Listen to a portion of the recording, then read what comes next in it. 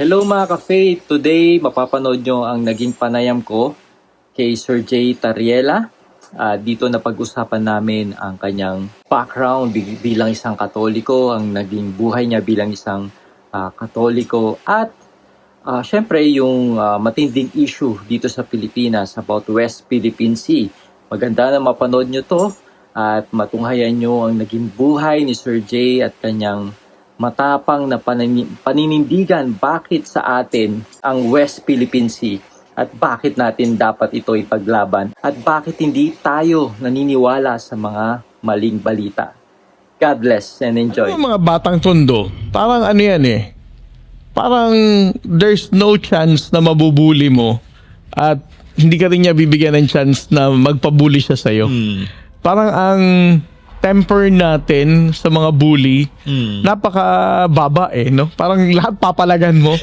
So, ako lumaki ko sa ganung environment eh, na nung bata na parang hindi ka pwede mambully sa akin kasi papalagan kita. Mag-aaway talaga tayo, magsusuntukan, whatever.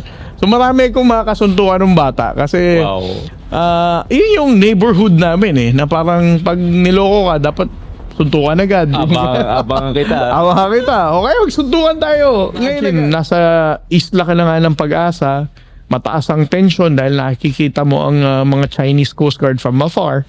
At kung wala ka pang simbahan na pagdadasalan, parang incomplete eh. Right. So, when we coordinated sa Armed Forces of the Philippines, kay Defense Secretary Gilbert Chodoro, the National Security Advisor Eduardo Año, and of course, the Commandant, Admiral Gaban, agad naman nilang sinuportahan to. At dahil dito, si Bishop Misiona naman, maglalaan siya ng isang bank account, no? Intended for donation for the construction of the church. Nice. Sino po talaga nakaisip na magtayo ng simbahan dun? Well, nag-start to Tagal ng nung plano yan. nag-start to nung nag-usap kami ni una, nung pumunta ako sa Catholic Bishop Conference of the Philippines. Nice. This is one of the proposals that I have in mind. Ang assertion natin pagdating sa West Philippine Sea is also in line with the international law. Right. Wala naman tayong vina-violate na batas. Obligasyon nating lahat bilang Pilipino to eh.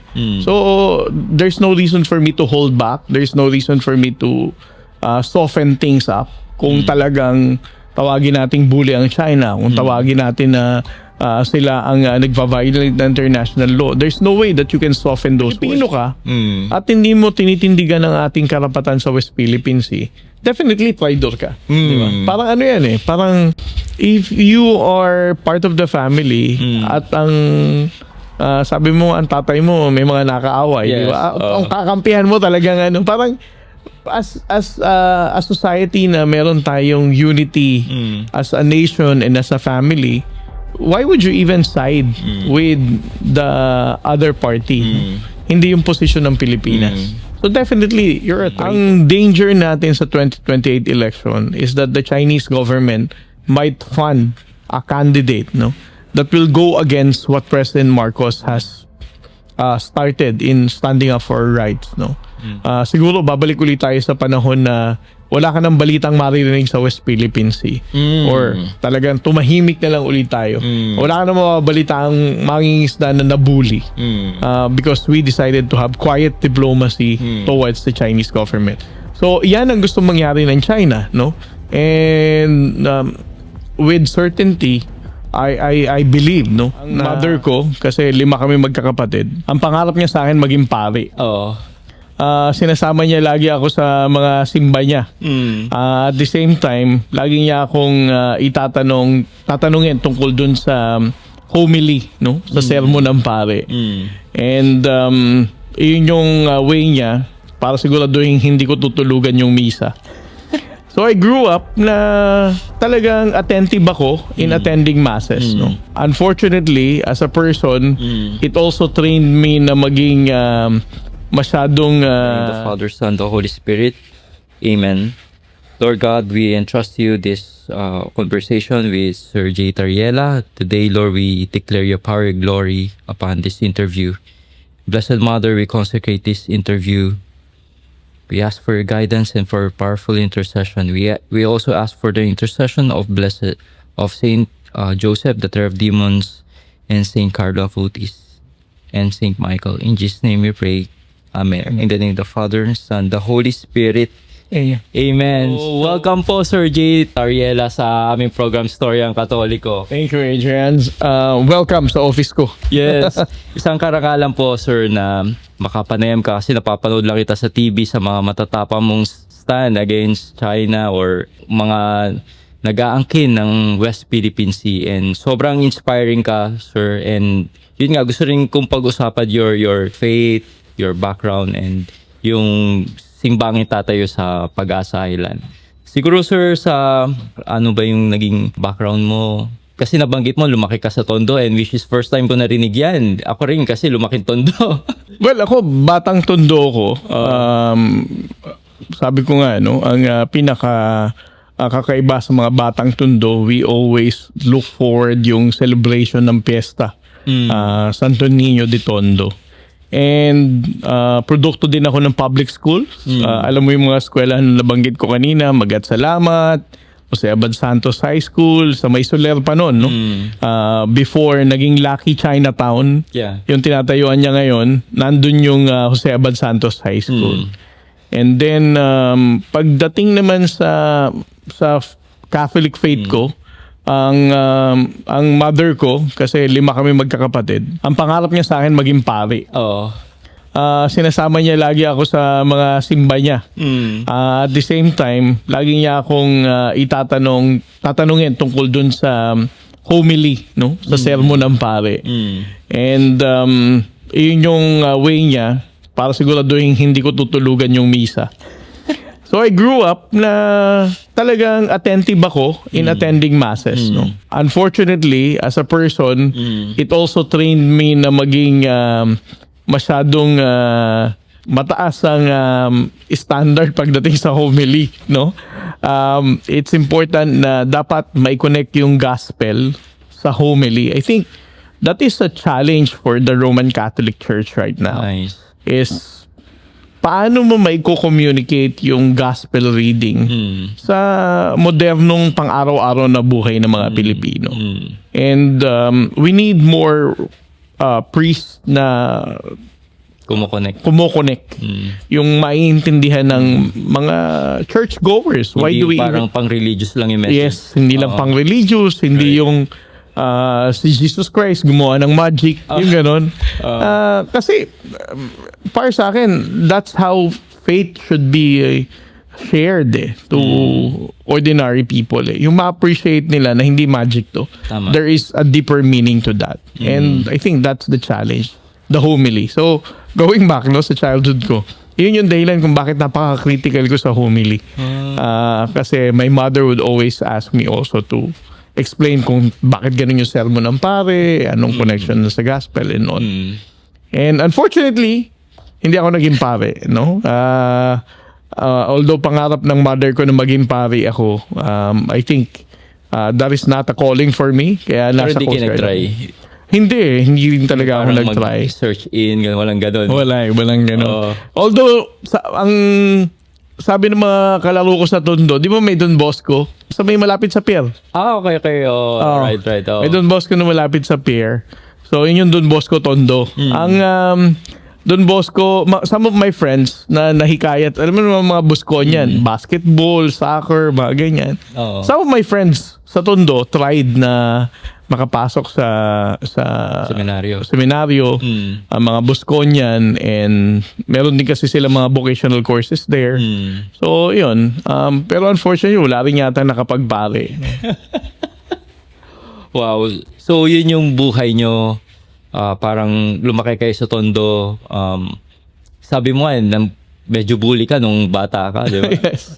Yung parang pagiging strong personality mo, yung pagiging authority ba yun, Sir Jay? Para sa akin, alam mo mga batang Tondo, parang ano yan parang there's no chance na mabubuli mo at hindi ka rin niya bibigyan ng chance na magpabuli siya sa'yo. Parang ang temper natin sa mga bully, napakababa no? Parang lahat papalagan mo. So, ako lumaki ko sa ganung environment na nung bata na parang hindi ka pwede mambully. sa akin kasi papalagan kita, mag-aaway talaga tayo, magsusuntukan, whatever. So marami akong makakasuntukan ng bata kasi Wow. yun yung neighborhood namin na parang pag niloko ka, dapat suntukan agad. Abangan kita. Abangan kita. Okay, magsuntukan tayo ngayon agad. Di ba? Wow. So that's the childhood na meron ako growing up sa Tondo. Medyo nakaka-relate ako sa'yo kasi ganyan din ako dun eh. Oo. Yung na actually nakapasok pa ako sa mga TVS, yung mga nakapamilya ka dyan, Sir Jay. Ako wala naman akong ganung level, no? Pero yung ano lang, yung laro-laro lang na kapag nagkapikunan, sundukan agad. Yung walang wala nang dahilan para i-delay pa natin to. Yeah. Pero nakakabilib sa'yo, lagi ka sa section 1 and 2. Galing, Yes. Para sa akin, yung education, ang isa sa mga pinahalagaan ng mga magulang ko. Sabi ko nga kanina din, ang mga parents ko, hindi naman nakapagtapos ng aral. Wala naman silang college diploma na may pagmamalaki. But they always remind us na dapat mag-aral ka, pagbutihin mo yung pag-aaral mo. Kung maglalaro ka sa kalye, siguraduhin mo tapos mo na yung homework mo. Wow. Di ba? So, yun yung naging way kung paano kami pinalaki ng mga magulang namin. So may disiplina, no? Yes, may disiplina. Nadadala mo hanggang ngayon. Yes. Tsaka yung education, yung value ng education. Wow. And para sa akin, yun yung dapat na maintindihan ng mga kabataan ngayon. No? Na kahit anong sitwasyon ng buhay mo, kahit batang tondo ka, or kahit saang sulok ka pa ng Pilipinas, no? Na ang sitwasyon ng buhay mo ngayon will not be your forever. If you're going to strive harder na mag-aral, magkaroon ng maayos na buhay, then definitely your life will change. Wow. And sir, curious ako, paano na-shape yung stand mo sa matatapang mong voice against sa tension sa West Philippine Sea, sa naging pananampalataya mo? Well, una sa lahat, gaya sinabi ko sa'yo kanina, no? Being a batang tondo, ayaw natin ng bully. No? Ayaw natin ng bully. So, ako para sa akin, ang ginagawa kasi ng China sa atin is that we are victims of bullying. Ang Pilipinas ay binubully lang ng China. And ang realization ko lagi, we need to stand up against bullies. No? Ang ginagawa nating pagtindig sa West Philippine Sea, utang natin to sa mga bayaning nagbis ng buhay nila. Amen. And most importantly, ito ay obligasyon natin para sa susunod na saling lahi ng Pilipino. Kung papabayaan nating mabuli lang tayo, papabayaan nating angkinin na lang ng China once and for all ang West Philippine Sea, parang sinabi na rin nating futile yung naging kamatayan ng mga bayani natin at wala na tayong ipapamana pa sa susunod na saling lahing Pilipino. Yeah, ang ganda nun, sir. Pero yung naging strong voice nyo against China, may times ba na na-intimidate kayo? Parang, let's face it, China is napakalaki yung bansa and they are so powerful, Sir Jay. Wala eh. Oo, talagang Hindi ako na-intimidate kasi courageous una, talaga. andito naman tayo sa Pilipinas. Wala naman akong planong pumuntang Hong Kong or Macau. No?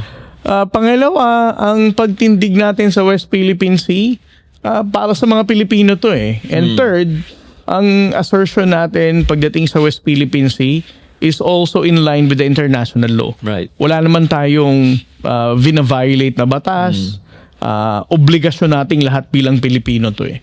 So, there's no reason for me to hold back. There's no reason for me to soften things up. Kung talagang tawagin nating bully ang China, kung tawagin natin na sila ang nagva-violate ng international law, there's no way that you can soften those words eh. So, March 28, sir, naganap yung groundbreaking para sa unang simbahan sa Pag-asa Island. Nandun po si Bishop Socrates Mesiona at nandun din po kayo. Ano yung tingin mong significant na ito Alam mo, sa West Philippine Sea? kung makakarating ka ng Pag-asa, may maliit na komunidad doon eh. May mga bata, may mga pamilya. Kompleto na ang services ng gobyerno doon pagdating sa eskwelahan, although hanggang high school lang naman. And also health services. Meron silang municipal rural health service doon. And then you have the security forces. Of course, nandiyan ang AFP, Coast Guard, and PNP. Pero para sa akin, kapag pupunta ako doon, nakukulangan ako. Kasi walang simbahan. No? And as history taught us, no? Ang Pilipino, since we are a colony of Spain, talagang magkasama naman talaga ang simbahan at estado. Right. And the church also support our spiritual needs, no? So, imagine, nasa isla ka na nga ng Pag-asa, mataas ang tension dahil nakikita mo ang mga Chinese Coast Guard from afar, at kung wala ka pang simbahan na pagdadasalan, parang incomplete eh. Right. So, when we coordinated sa Armed Forces of the Philippines, kay Defense Secretary Gilbert Chodoro, the National Security Advisor Eduardo Año, and of course, the Commandant, Admiral Gaban, agad naman nilang sinuportahan to. At dahil dito, si Bishop Misiona naman, maglalaan siya ng isang bank account, no? Intended for a donation for the construction of the church. Nice. Sino po talaga yung nakaisip na magtayo ng simbahan doon? Well, nag-start to Tagal ng nung plano yan. nag-start to nung nag-usap kami ni una nung pumunta ako sa Catholic Bishop Conference of the Philippines. Nice. This is one of the proposals that I have in mind, no? Na magtayo tayo ng simbahan dahil may komunidad dito at may mga bata, at least matuturuan man lang sila magdasal, kilalanin ng Diyos, magkaroon ng sense of faith, no? And then mas na-reinforce to nung nakita ko si Bishop Sok Villegas Nice. ng isang social event, and then I discussed the possibility of once again constructing the church. At sabi niya, yes, Jay, that's good. I will support you, no? As to whatever capacity he expressed yung support niya sa pagkakaroon ng simbahan din sa Pag-asa. And then pinakilala niya ako kay Bishop Misiona. Kasi si Bishop Misiona has the ecclesiastical jurisdiction sa Kalayaan. And nag-meeting kami, I think first week of March or last week of February. And then ikinasala namin yung Marso na groundbreaking ng simbahan. Nice. Mga gano po kaya katagal ito mako-construct? Well, ang challenge kasi dito is yung pagdadala ng mga hardware supplies, no? Because malayo ito sa Palawan. So pwedeng harangin ng... Well, so far naman, may mga construction tayong hindi nahaharang, no? And I am praying na isa itong mga pagdadala ng supplies na hindi maharang pagpunta ng Pag-asa. Para matapos na rin natin agad ang simbahan. I think less than a year naman siguro kung masisimulan na natin talaga yung paghahakot ng mga construction supplies for the construction of the church. Pero curious ako, Sir Jay, ano yung pinaka-worst na nakita mong naging pambubuli ng China sa atin? Based doon sa mga nababalita sa mainstream po. Para sa akin, yung pinaka masakit na ginagawa ng China na pambubuli, ang sa Coast Guard, maintindihan ko pa kasi the Coast Guard personnel, although of course, I also condemn such aggressive action na binabangga, binawater cannon. Pero para sa akin, kasama yan sa sinumpaang tungkulin ng Coast Guard Right. and ng Armed Forces of the Philippines. Pero kung ordinaryong sibilyan na mga islang Pilipino na ang binobomba ng tubig, ang tinatakot, para sa akin yan yung pinakamasakit Dahil ito, mga Pilipino to, and they are being bullied within our own waters. Right. So, iba yung impact niya kung ordinaryong mga islang Pilipino yung wina-water cannon. Sa mga hindi po naintindihan yung international law, yung arbitral rulings, paano nyo ito mapapaliwanag? Well, bakit meron tayong ganitong paninindigan? Well, una sa lahat, no, ang posisyon natin sa West Philippine Sea ay na-anchor to sa historical position natin. No? Kung maalala mo, ilang beses nang binanggit ni Justice Carpio, the 1734 Murillo Velarde map. Ito ang pinakaunang mapa na nailathala ng mga Espanyol kung saan na-discuss na dito yung Panakot Island, which is Bajo de Masinloc, and the Calaguas Island, which is the Kalayaan Island Group. No? So from there, as early as 1734, kinikilala na ng Espanya na ito ay parte ng Philippine Archipelago. So fast forward ng 1898, nung ibinenta tayo ng Espanya sa Amerika, kasama ito mga areas na to, no? Although sinabi nga ng mga Chinese trolls nga at ng Chinese government na labas ito sa guhit ng Treaty of Paris ng 1898, hindi naman nila binabanggit yung Treaty of Washington, yung 1900, kung saan isinaad doon yung mga nasa labas na isla or maritime features na hindi nabanggit sa Treaty of Paris, ay ito ang kabuuan ng maritime archipelago. So that included everything, no, na naiguhit ng 1734 Murillo Velarde, ma'am. Ang posisyon ng China ay nagsimula lamang ng 1947 nung officially nilabas nila yung 9-dash line position na yan, no. Ibig sabihin, iyan lamang ang masasabi mong historical claim nila. It is only 1940s, no? Tayo 1734. Ibig sabihin, more than 200 years na ito ang posisyon natin. Wow. So the Arbitral Award decided on this na una, walang basehan ang China sa para angkinin Right. ang kabuuan ng South China Sea. And secondly, ang binanggit nila is that the Philippines also have exclusive economic zone dun sa mga areas na naayon sa United Nations Convention of the Law of the Sea. So, definitely, ibig sabihin, ang China ay wala naman talagang dahilan para magpunta or mag-enforce ng kiniklaim nilang maritime law enforcement sa ating sariling karagatan. Right. Yung map na yun, nakita ko yun sa UNP. Yes. Yung dinonate daw ni Justice Carpio. Cassie Carpio. Yun yung ano natin, pinanghahawakan natin. Paano nyo po babalansin yung love your enemy? Di ba sabi ni Christ sa pagtawag nyo na illegal, coercive, and pagiging aggressive ng China? Para sa akin, wala naman tayong will na nire-request sa China. We're just actually telling them to stop the aggression and respect international law. Hindi naman natin sila sinusumpa. Hindi naman natin sila sinasabihang ginagantihan ng mga wrongful actions. Right. No? Ang at palaging sinasabi rin na ating pamahalaan, we remain to be open for diplomacy. No? So, ibig sabihin, as a Christian, as a Catholic raised person, hindi naman tayo dadasal lang masama sa bansang China, and also we need to separate the country and its people, no. Ang ayaw lang naman natin is yung ginagawa ng gobyerno nila sa West Philippine Sea, but we still respect, no, the Chinese citizens as human beings, no, na kaibigan natin. Meron pa rin tayong interaction more than the West Philippine Sea issue. Pero kayo mga kaibigan ng mga Chinese? Yes, Sir Jay. I have Filipino-Chinese friends. Di kayo nag-apologize kay Xi Jinping, yung pinakita nyo pong caricature niya sa West Philippine Sea. Hindi pa to makakasira sa diplomacy po, Sir Jay? Well, I don't think na kung mag-sorry ako kay Xi Jinping, maayos ang diplomasa natin. No? Yeah. Secondly, lagi ko sinasabi, no? Ang ginawa ng China sa mga Pilipino mula noon hanggang ngayon, wala pa rin naman silang sorry na ginawa, no? And I don't think na the caricature na nailabas ay would compensate China para sabihin nilang mas malaki ang utang natin sa kanila dahil sa caricature ko.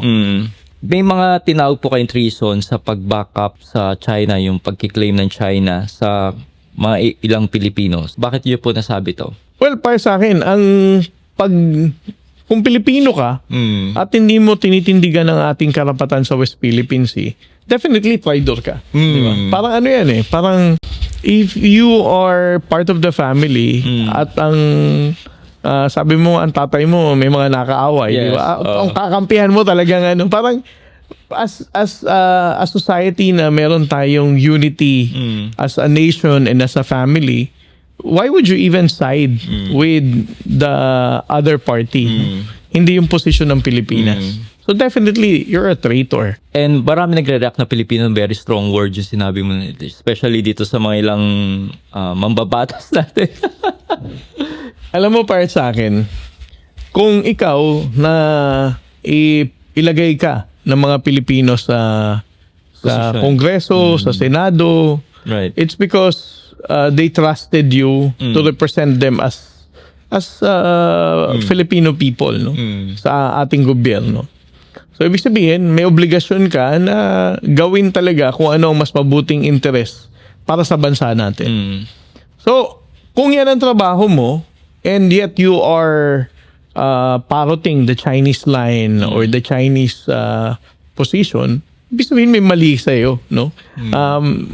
Dapat mas masahol pa nga yung matinding pagsasalita ko against those people. It's because you are violating the public trust of the Filipino people. Right. And maganda to, especially sa darating na election, no? Dito tayo mag-discern ng mga Pilipino kung ano talaga yung tama at nararapat, Sir Jay. Totoo po ba the greatest challenge is China's misinformation campaign? Para sa akin, ilang beses ko nang binanggit to, no? Ang greatest challenge natin sa West Philippine Sea is misinformation and fake news, no? That's why I always take advantage yung mga bloggers, mga podcast na ginagawa ng ating mga kababayan para makapagbigay ng tamang informasyon, no? To your followers, Right. to the audience na nakaka-capture ng mga content mo, no? It's because masyadong talamak na rin ang mga maling impormasyon na ipinapakalat ng Chinese government pagdating sa West Philippines. Nakaka-overwhelm na yung mga balita ngayon, no? Gulo, inflation, at pag-aaway ng mga politiko. Mga bagay na hindi natin makontrol. Pero alam mo ba, nung nagpakita ang mahal na birhen sa Fatima, magulo rin ang mundo noon. Pero ano yung sinabi niya sa 3 bata na yon? Magdasal, magdasal, at magdasal pa. Yan din ang mensahe niya para sa'yo ngayon. Hindi mo kailangan pasanin ang mundo. Kaya gusto kitang i-invite sa Marian Consecration sa Halo Up. 33 days lang ito. Let's pray for peace sa mundo, sa pamilya natin, at lalo na sa puso natin. Download Halo today and join the consecration to Jesus through Mary. Tara, dasal tayo.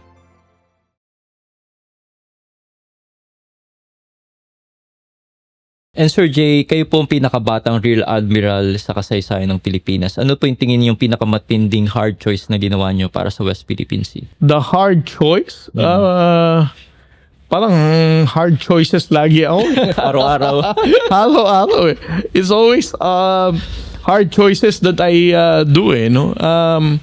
Wala naman sigurong pinaka gaya ng sinabi ko, in dealing with the People's Republic of China every day, you have to make hard choices eh. So walang hardest. Yeah. And sabi niyo is West Philippine Sea is worth a heartbreak. Bakit niyo nasabi to? It's worth a heartbreak in a way na makakarinig ka ng mga mambabatas, kapwa mo Pilipino na una yung iatak ako personally, no? Ad hominem. Ad hominem, Right. and not just ad hominem. Sometimes ridiculous claims eh, like bayaran ako ng Amerika, like CIA daw ako, o yung mga ganun na nakakatawa na lang pero nakakainis din. It's a heartbreak dahil hindi ba dapat pag ang pinag-usapan Pilipinas, magkaisa tayo lahat Right. dahil Pilipino tayo. Yan yung bagay na kapag kausap mo siguro ang mga 6-year-old, 5-year-old kids na mayroong concept ng isang bansa Right. at Pilipino, Oh. parang kahit ang 5-year-old na bata hindi maiintindihan eh. Na why would you go against our position kung iisang bansa lang tayo? Yeah. Sa tingin niyo yung crab mentality ng Pilipino ay andun pa rin talaga sa kultura natin? Alam mo, I don't think na it's crab mentality. I Oo. think it's more on betrayal dahil Okay. some of those people would probably choose na magkaroon ng bayad or masuhulan without even giving any names, no? But I don't think na may mga content creator or may mga mambabatas na hobby lang nila na to go against the position of the Philippine government, no? There must be a motivation for them to counter our own factual narrative. So, paano in-handle ng family mo yung pressure ngayon? Well, my daughter, she's 16. My middle child, he is 13 years old. My youngest, She's 10 years old, no? Ang misis ko, ang mga anak ko naman walang social media eh. Hindi ang mga kaidara nila, I think sila yung lumaki na warningan na ng mga gulang pagdating sa social media. Yeah. Not everything you read on social media are actually true, no?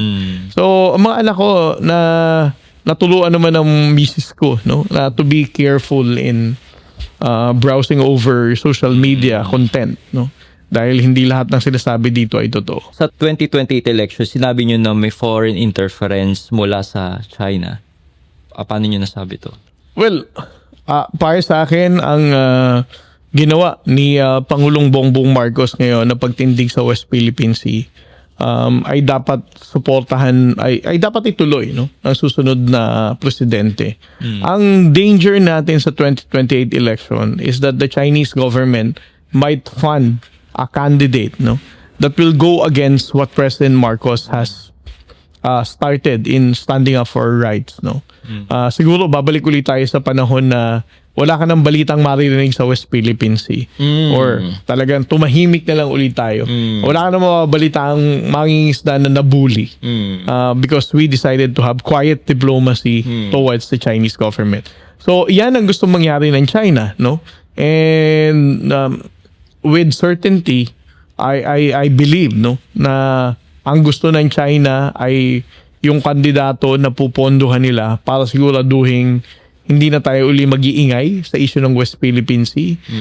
Hindi natin malalaman kung ano nangyayari sa West Philippine Sea. At pangatlo, for us to be convinced na China is a good friend, Right. despite of all the bullying na ginagawa nila na itatago ng kung sino mang kandidato ang suportahan nila. Oo. So, ibig sabihin, Sir Jay, hindi lang to sa current administration nangyari. Noon pa, yung past. Well, ang nakaraang administrasyon, no? Hindi natin naramdaman ng West Philippines. Right. Not because ang China ay naging mabait dahil may maayos na ugnayan daw ang nakaraang administrasyon. Right. That's not entirely true, no? Alam natin na patuloy pa rin ang harassment, ang bullying sa mga ingistang Pilipino nung nakaraang administrasyon. May nakita pala ako, Sir Jay, na sinabi nyo na statement na hindi nyo susuporta ng isang parang magiging presidente with that will back up China. You will rather resign, ganyan? Actually, ang ginawa ng mga ibang mga DDS trolls, no? Ikinonect na nila kay BP Sara. Kaya nga natatawa ako, gusto ko sana mag-react. Talaga bang ikinoconnect na ng mga DDS trolls na ang sinusuportahan nila si VP Sara, talagang hindi titindig sa West Philippines. Kasi wala naman akong talagang sinabing VP Sara will do this and that. No? Ang sabi ko lang, ang presidente na hindi titindig sa West Philippine Sea or ang ng 2028 or kung sino mang manalo, no, na hindi susuporta ng transparency effort natin sa West Philippine Sea, para sa akin, that will be the time that I'm going to hang my uniform. No? That I'll be retiring for the good of the service. Because I think I cannot go against, no, sa posisyon ng sinong commander-in-chief. No? Right. But at the same time, I cannot also swallow the fact na alam kong may hinaharas na mga ng Pilipino. Alam kong binubuli pa rin ng mga Coast Guard vessel. And we would choose to shut up because that is the guidance of the commander-in-chief. Yeah. Para sa akin, I cannot do that. So, as I still wanted to be transparent in the West Philippine Sea, I might do that in a different perspective. No, I might resign and be a private individual. At least hindi ako accountable sa commander-in-chief. May tanong po dito. Live ba to? Ay, hindi po. Pero may mga nagpadala po kasi question eh. Sabi ni Sir, Brother Marco Evangelista, after your promotion, nag-reach out ba sa inyo si Senator Alan Peter Cayetano para batiin kayo humingi ng dispensa sa pamabasto sa inyo noon? Wala eh. Hindi naman, wala akong narinig na congratulatory message from Senator Alan Peter. Pero nakita ko may picture kay ni Robin Padilla. Yes, Senator Robin. we bump into each other sa Grand Hyatt dahil umattend siya ng isang social event na hosted ng Canadian Embassy yata. Or Australian Embassy, I'm sorry. Australian Embassy. So nandun siya, nandun din ako. And I took the opportunity to talk to him, no? To explain to him bakit hindi tayo nang water cannon. Oh. Pero nakita na kayo Senator Marcoleta. Senator Marcoleta nung nasa Congress siya. Pero Yung itong wala pa. senador na siya, hindi pa. Okay. May tanong dito, Sir Jay, why is he defending this most outrageous corrupt administration? Well, una sa lahat, no? As part of the Philippine government, wala rin naman akong kinumento sa korupsyon, wala akong kinumento sa flood control, wala akong kinumentan sa pork barrel. I'm not defending anybody na hindi sila corrupt, hindi corrupt tong admin. Right. Wala akong ganyan eh. Because first of all, wala naman yan sa job description ko, no? Kumbaga makikimarites lang ako kapag nag-issue ako ng statement dyan. I'm not in the position to give any statement with regard to the corruption issue. Secondly, ang pinagkakaingay ko lang naman sa social media, sa mga media interviews, sa mga podcast na ganito, is all about the West Philippine Sea. I'm not saying that anybody in this administration is not corrupt. Right. All I'm just saying is that we need to be united, support President Marcos when it comes to the issue of the West Philippine Sea. And Sir Jay, ano po yung mas gusto niyo maalala ng mga Pilipino sa inyong buhay po? Ang gusto ko, maalala ko ng mga Pilipino na ako ang walang takot na boses na nag-expose ng Chinese aggression, for us to be united as one country at ma-realize natin na kapag pinag-usapan West Philippine Sea, dapat tindigan nating lahat ito bilang Pilipino. Wow. Ganda nun. And bakit nyo po mahal pagiging Katoliko mo? Dahil sa mother ko, I was born and raised as a Catholic. So, para sa akin, ang pagsisimba, and of course, my wife as well, no? Ay isang sagrado Katoliko din. Hanggang ngayon, we always make it a point na every Sunday, magsisimba kami as a family. I want my kids also, no? To have the concept of faith na may Diyos. No? I think that is something na kailangan nating ituro sa lahat ng anak natin. Wow. So, kahit sa sobrang busy mo, sir, talagang every Sunday, God first. Nice. Nagsisimba pa din kami So, ng paano mo ginagawa yun? Ang utos ng misis ko, Siya yung commander. kapag busy ka ng weekdays, walang pakialam misis ko dyan. Okay. Pero hanggang Saturday. Pero Sunday, dapat magkakasama kami. And Sir Jay, saan makakasubaybay ating mga viewers, followers ng mga kaganapan? Paano nila pwedeng follow yung mga message mo or mga updates galing? Well, may social media ako na account intended for publication of the incidents and even my responses sa mga issue na alam nating fake news and misinformation. Nasa Facebook ito, nasa X din. Probably my staff will give you later yung link. No? Sure. And gumagawa din kami ng mga reels para magpakalat ng mga tamang informasyon sa West Philippines. And Sir Jay, siguro before po tayo magwakas, ano po yung gusto nyong ipagdasal namin sa'yo, mga viewers, followers, para sa'yo po?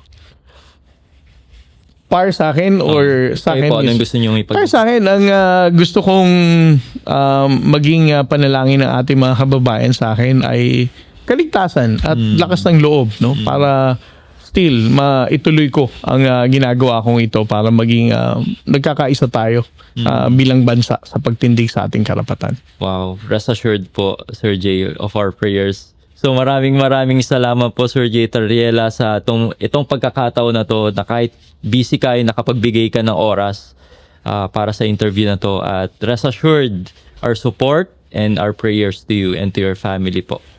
Thank you so Maraming much. salamat, Sir Jay. Adrian. Thank you. And let's close with a prayer po, Sir Jay. So in the name of the Father, Son, the Holy Spirit, Amen. Hail Mary, full of grace, the Lord is with you. Blessed are you among women, and blessed is the fruit of your womb, Jesus. Holy Mary, Mother of God, pray for us sinners, now and the hour of our death. Amen. In the name of the Father, and the Son, the Holy Spirit. Amen. So, thank you so much, Real Admiral Sir Jay Tarriela. Thank you.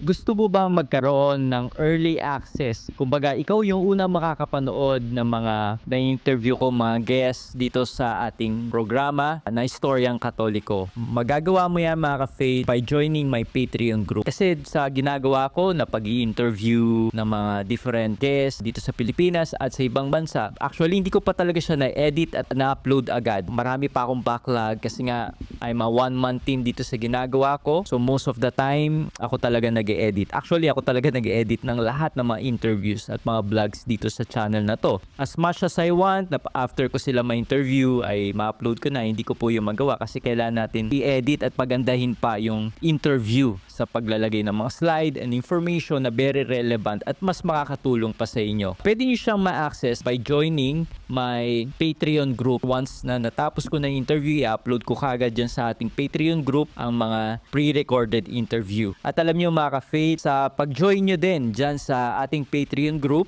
ay matutulungan nyo ko dito sa ating ginagawang online evangelization. Alam nyo naman na itong ginagawa natin ay hindi libre. May mga cost tayong ginagastos, mga ginagamit natin, yung pamasahe, pagpupunta natin yung mga ini-interview ko na face-to-face, and etc. In due time, I'm planning to build a studio, a home studio. Malaki talaga ang cost at gagastusin dito. Kaya mga ka-faith, by joining my Patreon group, mas matutulungan nyo ko na mapa-improve at mas mapaganda pa at mapagpatuloy pa itong ginagawa natin na online evangelization. Di lang kayo magkakaroon ng early access, kundi matutulungan nyo din ako dito sa ating online evangelization. Kumbaga, you will be my partner in doing this. Kung wala kang gifts na ginagawa ko, magsalita, mag-interview, pero may capacity ka to help me in this mission, ay magiging mag-partner tayo.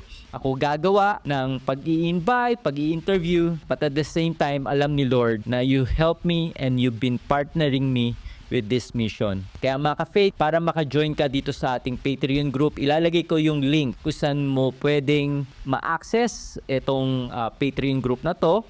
May cost siya, may konting babayaran ka lang, pero yung magiging benefit naman yan sa'yo spiritually ay sobrang overload. Thank you so much and God bless.